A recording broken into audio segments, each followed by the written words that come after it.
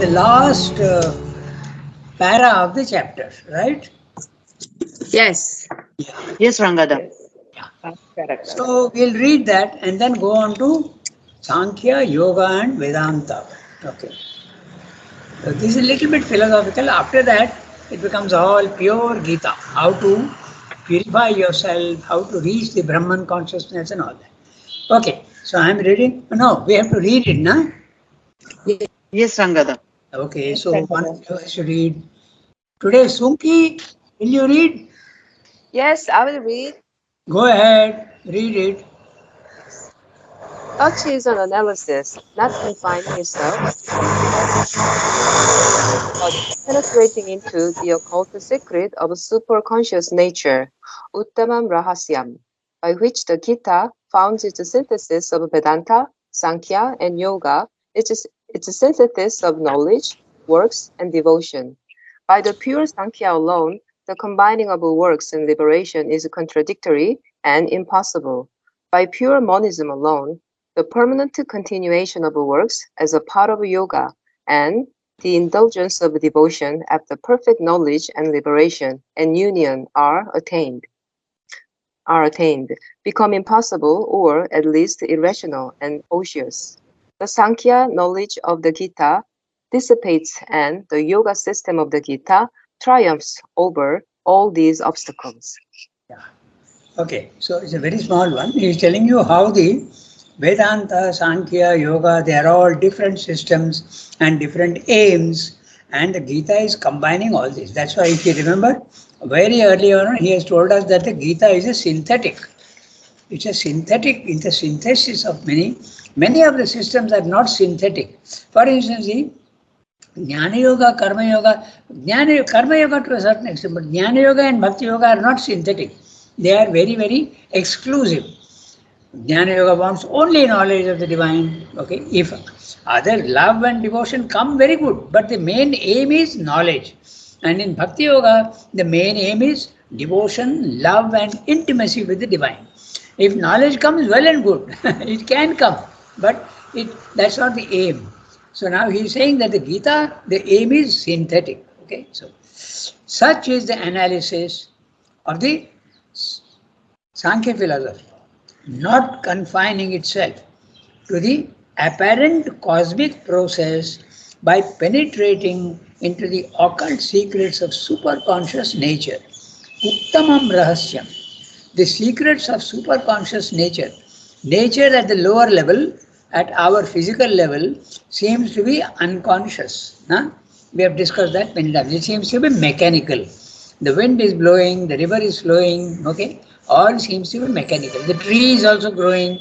It seems to be mechanical. There are mechanical laws that operate. That's what physics is all about. Okay? So, but actually, there is consciousness hiding behind the apparent mechanicalness and unconsciousness. Okay? And that is the one that he is talking about, the superconscious nature. Superconscious nature is the para prakriti. As we have discussed many times, the highest is fully conscious, fully powerful, fully anandamaya. But when it comes down, all these things get reduced and diminished, and sometimes even seem to be the very opposite of all these things. Consciousness seems to become unconsciousness in the physical world, but it has only diminished itself. It is there behind this apparent unconsciousness, but there is a consciousness hiding there. Then the ananda also reduces itself and seems to become suffering, pain, okay? But actually behind that also it's a distortion of ananda. Exactly in the same way, the power also. The power is full at the higher level, and these are all para prakriti, the higher nature, super conscious nature. But when it comes down, it seems to become mechanical, unconscious nature. So, such is the analysis, not confining itself to the apparent cosmic process. Apparent cosmic process, body, mind, life. Okay? That's all. Apparent cosmic process. The cosmic process is limited only to the three levels. Okay? So, but penetrating into the occult secrets of superconscious nature, uttamam rahasyam. by which the Gita founds, it lays a foundation for its synthesis. What is it synthesizing? Vedanta, Sankhya, and Yoga. The Vedanta is the Advaita philosophy. The Sankhya is the um, this philosophy of Purusha and Prakriti and the three modes of nature. And Sattva, Rajas, Tamas. And Yoga is the, when they speak of yoga in the Gita, it is actually Karma Yoga. Okay. So it's synthesis, and what is it combining? Synthesis of knowledge, synthesis of works, and synthesis of devotion. Okay. So this is what the Gita is doing. It is combining all. By the pure Sankhya alone, the combining of works and liberation is contradictory, because in the Sankhya, you are in Prakriti and you have to raise yourself and go into Purusha and reject Prakriti. In Sankhya, you have to reject Prakriti. Prakriti is mechanical, your body, mind, life, and it is full of suffering, limitations, perversions. So why into that? Okay. So it's very similar to the other systems, Jnana Yoga and Mayavadin. Okay, so you reject that. So pure Sankhya alone, combining of works and devotion and liberation is contradictory and impossible. Then what about pure monism? Pure monism, Advaita. But Advaita, the later Advaita, not the earlier Advaita. Shrivamsa speaks of two Advaitas, two Vedantas. The earlier Vedanta is a Vedic period where there was no rejection of the physical world at all. Okay. We know that. Na? Heaven is my father and the earth is my mother. They included everything. Okay. And the Isha Upanishad is the best example of that. So pure monism alone, pure monism is the later one. Okay. In the revival of the Advaita philosophy Vedanta by Shankara. Of course, pure Shankara was misunderstood entirely because he used the word Maya. But so there you reject the physical world. Okay. So that is also pure monism alone, the permanent continuation of works as a part of yoga and the indulgence of devotion after perfect knowledge and liberation and union become impossible, or at least irrational and otiose. Okay, irrational because in Shankara there is knowledge, there is no doubt about it, but his verses, okay, are full of devotion. Wonderful slokas are there which are all full of devotion. So, but you don't need to. He's talking not of Shankara, but he's talking of pure monism. Pure monism is the Jnana Yoga. You reject the, even if it comes, you are not so interested in devotion and love of the divine. You are mainly interested in the knowledge aspect. Even after that comes, he's saying the other parts become irrational and odious. Because why does love and intimacy get rejected by the Jnana Yoga? Because it is two. We want oneness. Okay, oneness is knowledge, but the love and devotion is dual. You can't love somebody without another person. So that's why it's a lesser level. So that's why irrational or otiose. That means otiose is useless, not at all necessary. The Sankhya knowledge of the Gita dissipates, makes it disappear. What? The difficulties of the Sankhya, it dissipates. Dissipates means makes less, dissolves. And the yoga system of the Gita triumphs over all these obstacles.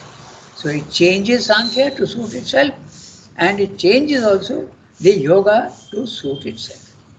That's what he's saying. The Gita combines. And what is it combining? That's the next chapter. Sankhya, Yoga and Vedanta. So, before we start reading that chapter, the new one, how it is combining, that's a chapter. Sankhya, Yoga and Vedanta. So, when you talk of Sankhya philosophy, it is not the normal Sankhya, okay? It is the Gita Sankhya, where it accepts the Purusha Prakriti concept and it also accepts the Sattva Rajas Tamas. Okay?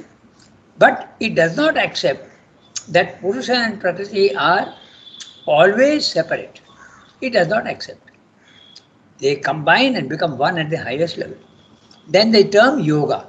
Yoga, when they are using, normally when you say yoga, it is Raj Yoga, and it also means the rejection of the physical world.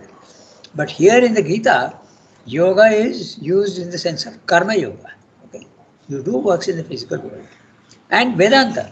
Vedanta again, Advaita, only one reality, the physical world is not real and you reject it. But the Gita is managing to combine all these because it's all of these systems, they are exclusive. But Gita very carefully chooses those elements in all these three which are conducive to its own view of things. And that is, it wants knowledge, it wants also love and devotion, bhakti, and it also wants you to work in the physical world and not reject it.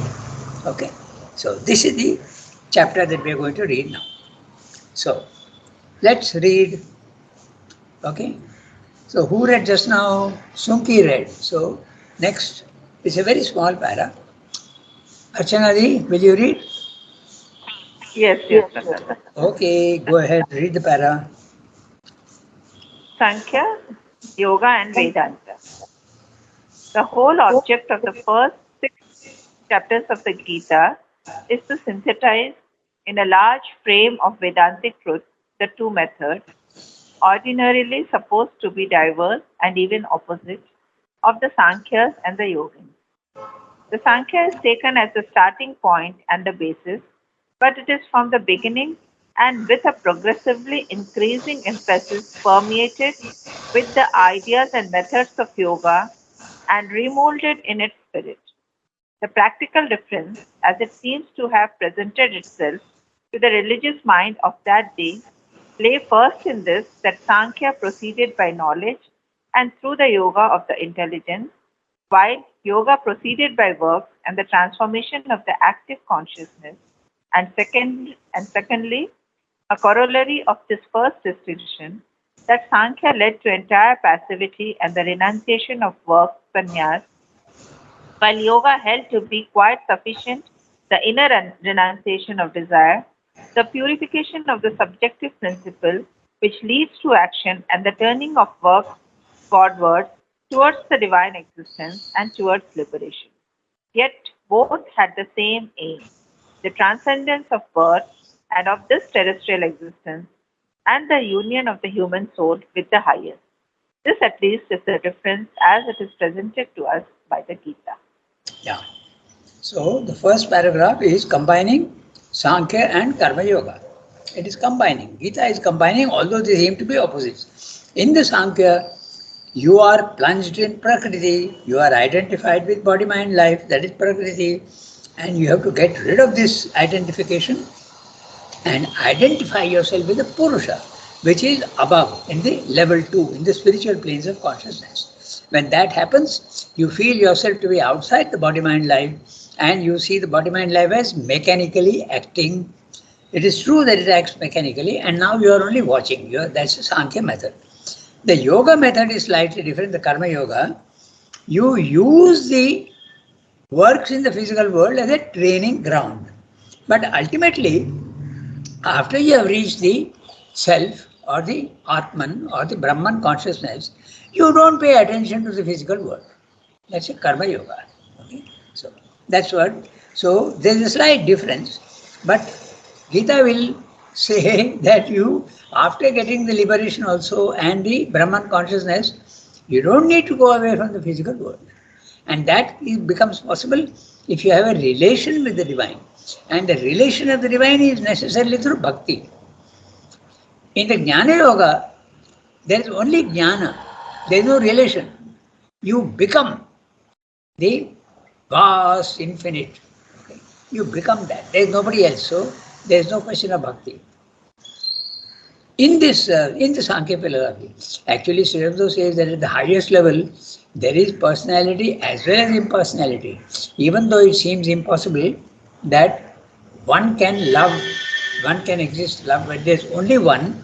He says that it's a miracle of the divine. Okay, even if you are identified with the divine, you can have the experience of love.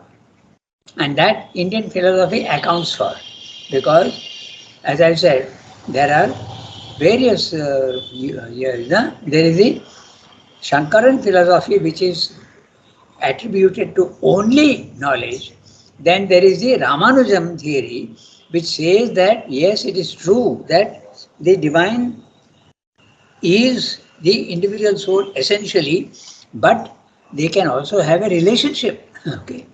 And the third philosophy which says a relationship with the divine is possible, Madhvacharya and Nimbarkar. She says relation with the divine is possible. You can have a relation with the divine, but you can't become the divine. And that is also there in the Islam as well as in Christianity. You can't become the divine, impossible, because you are limited. And the divine is infinite, unlimited. But the Indian philosophy says the limited individuality is actually the ego. The real individuality can become infinite. So it combines. So I'll read each sentence. It's very simple. This is the basic idea. The whole object of the first 6 chapters, Sri Aurobindo divides the 18 chapters of the Gita into 3 sections. The first 6 chapters, then the next 6 chapters, and then the last 6 chapters. Okay. He divides it in that way. We will see that later on also. Now he is talking about the first 6 chapters. The whole object of the first 6 chapters of the Gita is to synthesize in a large frame of Vedantic truth. Okay. You are insisting on the Vedantic truth. And remember that the Vedanta also accounts for Bhakti Yoga. Okay. So, large frame of Vedantic truth. The 2 methods. Which are the 2 methods? Karma Yoga and Sankhya. Ordinarily supposed to be diverse and even opposite of the Sankhyas and the Yogins. The Sankhya is taken as a starting point and the basis. The starting point is that there is a Purusha and there is a Prakriti, which is true. There is a soul and there is your outer nature, body, mind, life. The body, mind, life is mechanical, governed at level 1, and your soul is inside and prisoner of body, mind, life. So you have to free the Purusha.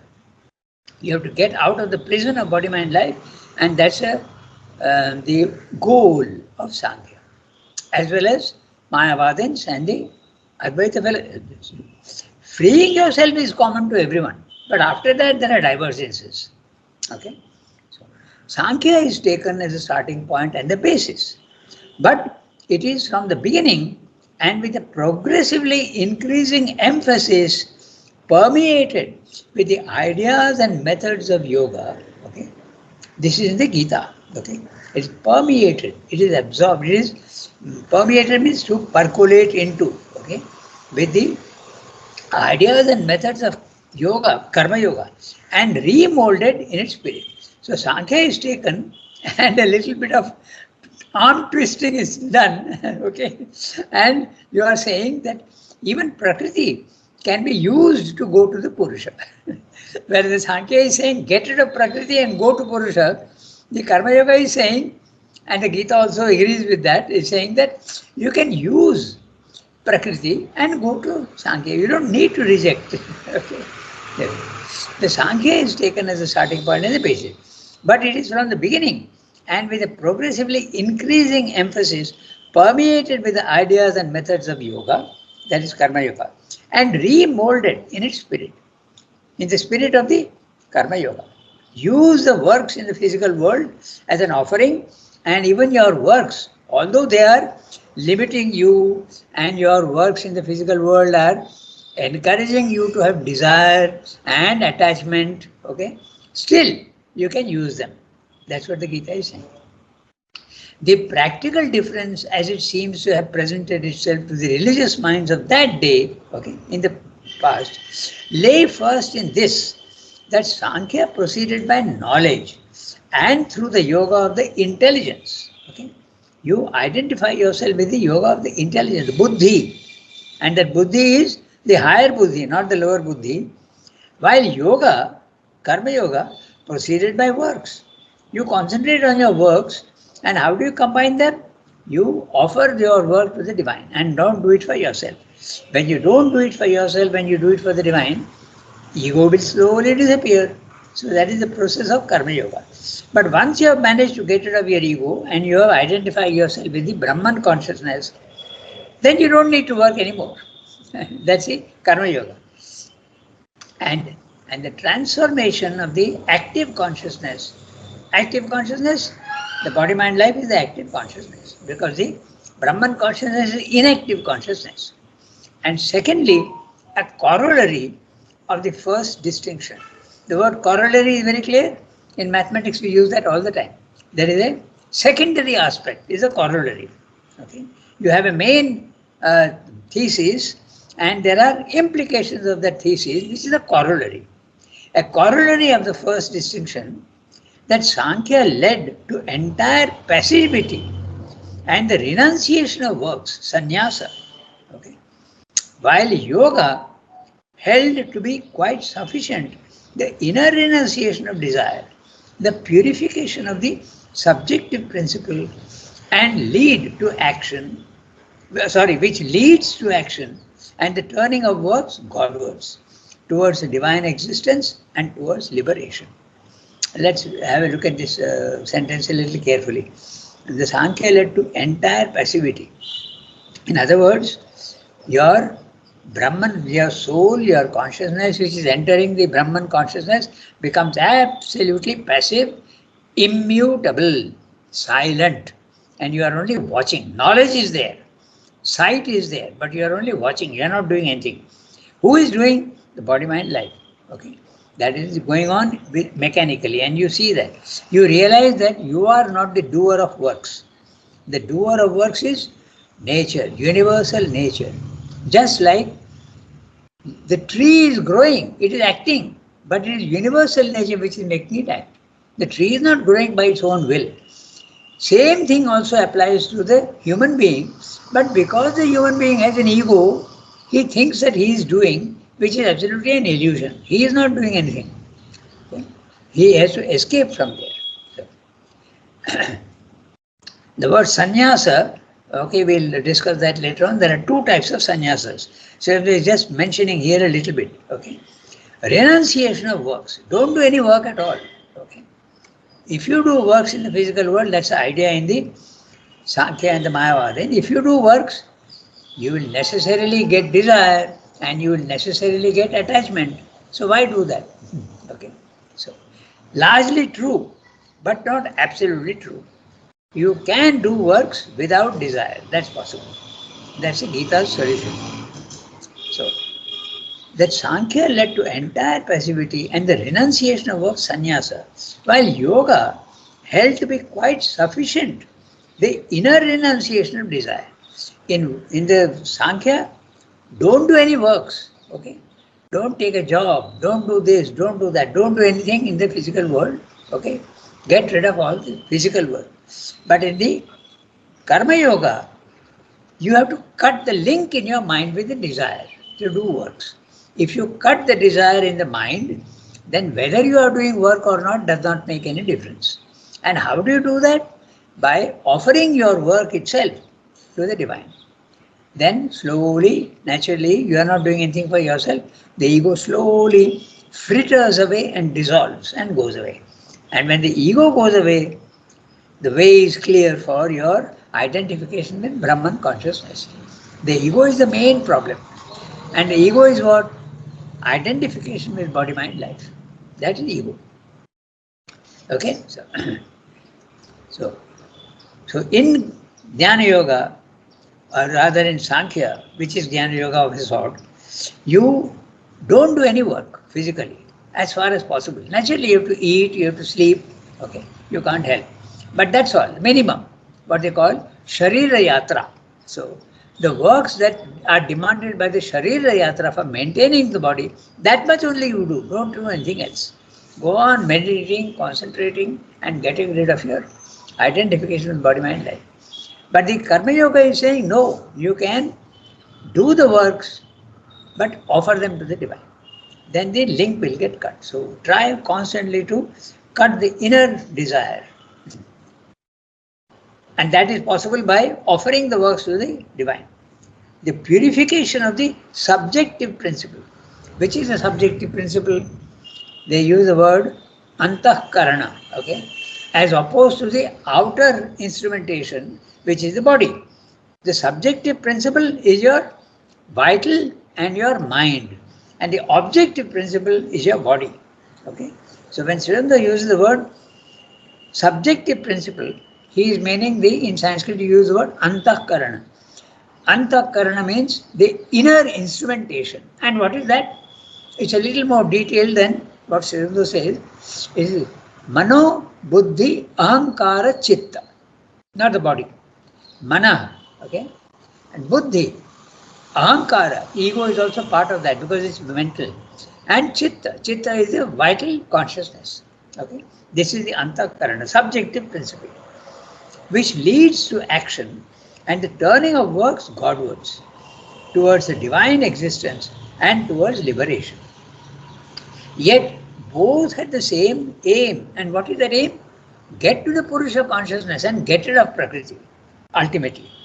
Okay, that's right. Aim, same aim. That, and what is that? The transcendence of birth. And what does birth imply? Coming down into the physical world. If you transcend birth, you don't need to come down anymore into the physical world. Okay? And of this terrestrial existence, transcendence of birth and terrestrial existence, and the union of the human soul with the highest. This, at least, is the difference as it is presented to us by the Gita. There may be other differences, but this much we limit ourselves to. The Gita is just saying this much. Okay? So, we can now read the next one. So, here Sridhar has not yet brought in the Advaita. Okay, Vedanta he has not brought in. He is only discussing Sankhya and Karma Yoga. Now we go to the next para. The difficulty with the Arjuna. Who will read? Pallavi can read. Today I see that... Yes, Rangada. Yeah, I see that Tarika is not there today. Doesn't matter. Pallu can read. She's not well, I think. Oh, that's why. The difficulty. The difficulty which Arjuna feels in understanding any possible synthesis of these oppositions is an indication of the hard line that was driven in between these two systems in the normal ideas of the time. The teacher sets out by reconciling works and the yoga of the intelligence. The latter, he says, is far superior to mere works. It is by the yoga of the buddhi, by knowledge, raising men out of the ordinary human mind and its desires into the purity and equality of the Brahmanic condition, free from all desire, that works can be made acceptable. Yet are works a means of salvation, but works thus purified by knowledge. Filled with the notions of the then prevailing culture, misled by the emphasis which the teacher lays upon the ideas proper to the Vedantic Sankhya, conquest of the senses, withdrawal from the mind into the self, ascent into the Brahmic condition, extinction of our lower personality in the nirvana of impersonality. For the ideas proper to yoga are as yet subordinated and largely held back. Arjuna is perplexed and asks, if thou holdest the intelligence to be greater than works, why then dost thou appoint me to a terrible work? Thou seemest to bewilder my intelligence with a confused and mingled speech. Tell me then decisively that one thing by which I may attain to my soul's will. Yeah. Okay. So now he is coming back to the Gitas. What Arjuna is going to ask Sri Krishna. The difficulty which Arjuna feels in understanding any possible synthesis of these oppositions is an indication of the hard line that was driven in between the two systems in the normal ideas of the time. We can also say of that time, okay? In the earlier, when the Gita was written. The Gita was written 5,000 years ago. At that time, the two systems were, one was get rid of body, mind, life and go to the soul, go to your Atman. And the other was, no, Not get rid of you. Continue to work in the physical world and use the lower instrumentation to climb to the higher. So they seem to be opposites. And that was the great difference between the two systems at that time. Now the Gita is saying, wait, they can be combined. Okay? And that combination is what is puzzling Arjuna. How can I give up works and yet do works in the physical world? How is that possible? That's what he's asking. You can't do both. You can't give up the works in the physical world and yet do physical works. How to do that? The teacher then sets out by reconciling works and the yoga of the intelligence. And how does he do that? By saying that the body mind life can continue to work, but your soul can escape into a silence and an immutability, and then the soul is not working, but the body mind life continues to work. And who decides what the body mind life is going to do? The Supreme, not your mental being, but the Supreme. He will decide what you have to do. That is the solution. The teacher sets out by reconciling works and the yoga of the intelligence. Okay. The latter, he says, the latter is the yoga of the intelligence. The latter, he says, is far superior to mere works. Okay. The latter, the yoga of the intelligence, he says is far superior to mere works. That means the Jnana Yoga, okay, is a far better than the other one. It is by the yoga of the buddhi, by knowledge, raising man out of the ordinary human mind into, and its desires into the purity and equality of Brahmic consciousness, free from all desire that works can be made acceptable. So, rise to the Brahmic consciousness and then even the works can be made acceptable. Yet, are works a means of salvation? You can use the works as a scaffolding, for instance. Okay, once the building is built, you don't need the scaffolding anymore. So that is what is being said by the Gita. Yet are works a means of salvation, but works thus purified by knowledge.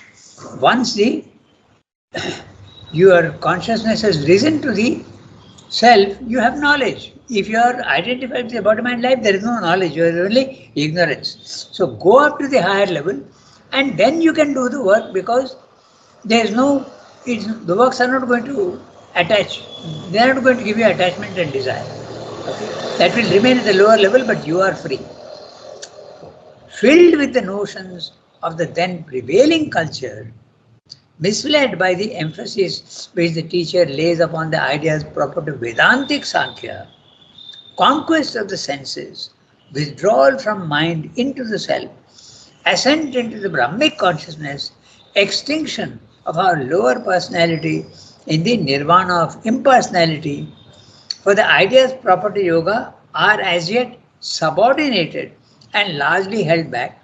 Arjuna is perplexed and asks, if thou holdest the intelligence to be greater than works. So what is the meaning? He's saying that Jnana Yoga is superior to Karma Yoga because it gives you knowledge.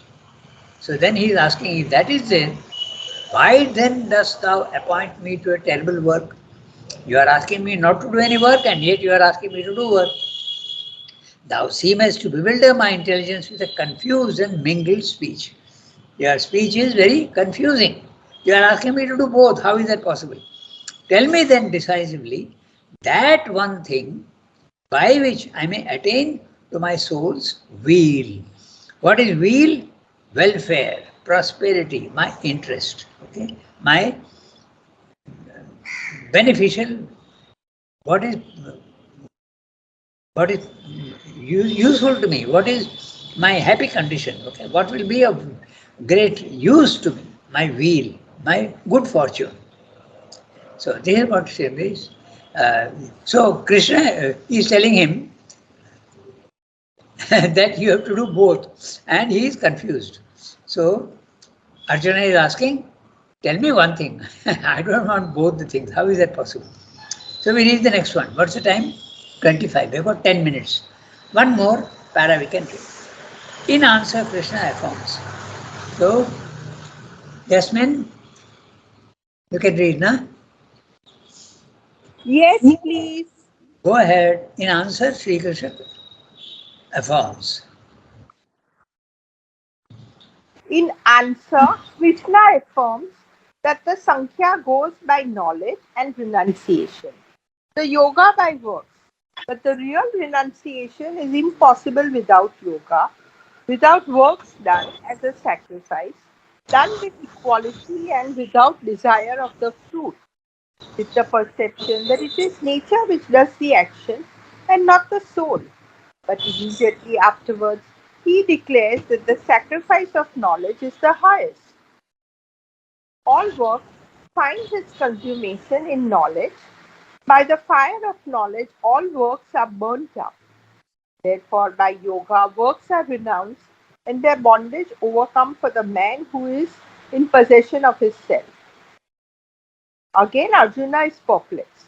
Here are desireless works, the principle of yoga, the renunciation of works, the principle of Sankhya, put together side by side as if part of one method.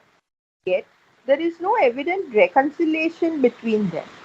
For the kind of reconciliation which the teacher has already given, in outward action to see action still persisting, and in apparent action to see a real inaction, since the soul has renounced its illusion of the worker and given up works into the hands of the master of sacrifice. Is for the practical mind of Arjuna too slight, too subtle, and expressed almost in riddling words. He has not caught their sense, or at least not penetrated into their spirit and reality. Therefore, he asks again, Thou declarest to me the renunciation of works, O Krishna, and again thou declarest to me yoga.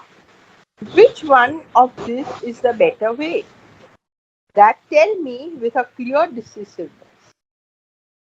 So he is still confused. He doesn't know how to do works and yet do feel that you are not doing works. So this is the difference between the two.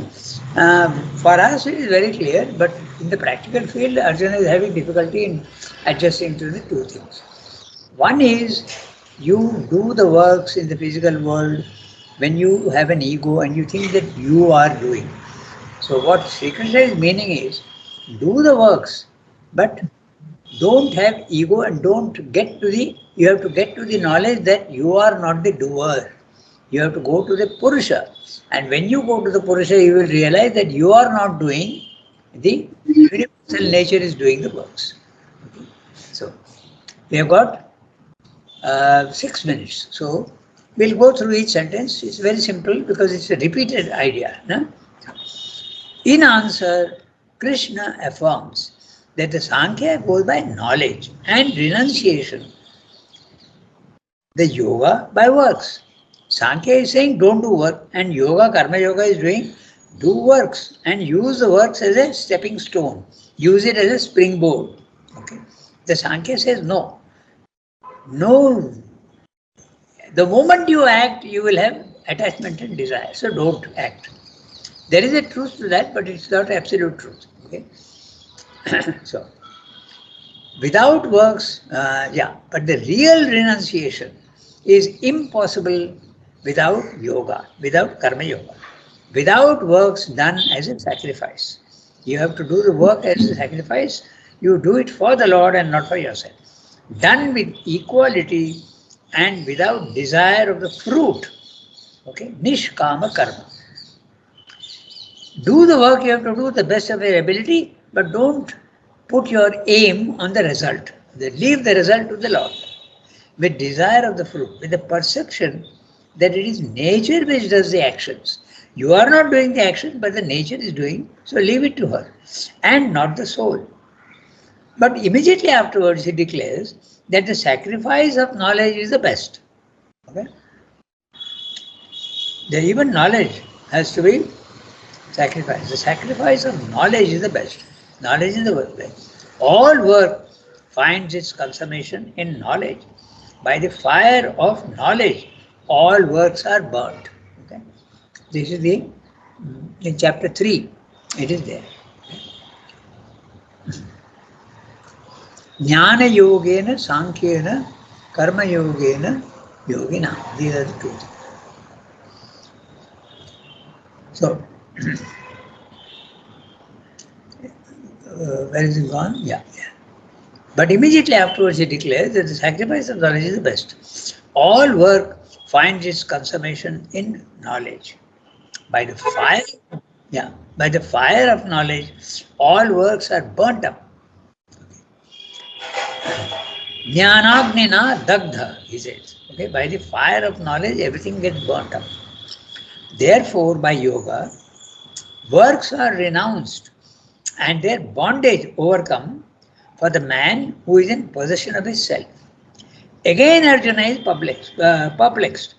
Here are desireless works. Okay, you do the work without desire. The principle of yoga and the renunciation of works, the principle of Sankhya, put together side by side as if part of one method.